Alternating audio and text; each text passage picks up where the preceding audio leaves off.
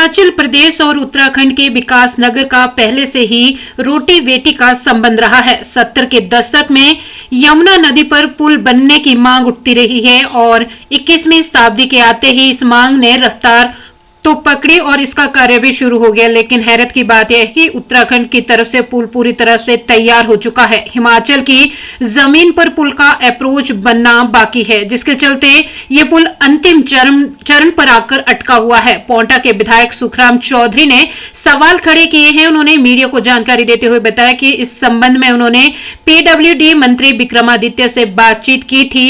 विधानसभा में भी यह सवाल उठाया था, लेकिन उसके बावजूद भी इस समस्या का कोई हल नहीं हुआ। काम लगवाया, फाइल उस समय तैयार करके भेजी, परंतु आज तक इस सरकार की गंभीरता कितनी है। 2 साल में जमीन एक्वायर करने में सरकार असमर्थ रही है। अब हमने इस बात को जगह जगह प्रमुख रूप से उठाया है।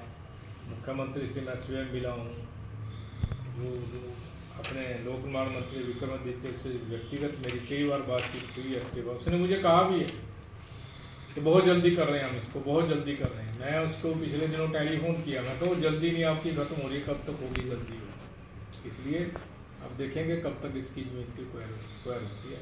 ब्रिज बन से बात करूंगा मैं, तो उत्तराखंड सरकार से बात करने की जरूरत ही नहीं है, उनका काम तो पूरा है। आप अपनी सरकार से बात करिए ना कि यहाँ जमीन की कैसे एक्वायर होनी है। जमीन की फाइल 2 साल से पड़ी है और अभी भी उस सरकार ने ब्रिज तैयार करके दे दिया। ये जमीन को एक्वायर नहीं कर सकता। अब उसका प्रोसेस चला है।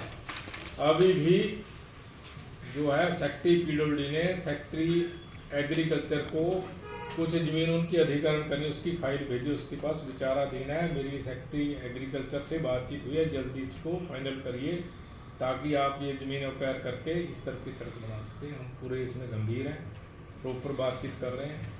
हमने तो दोनों सरकारें थी, हिमाचल में भारतीय जनता पार्टी की सरकार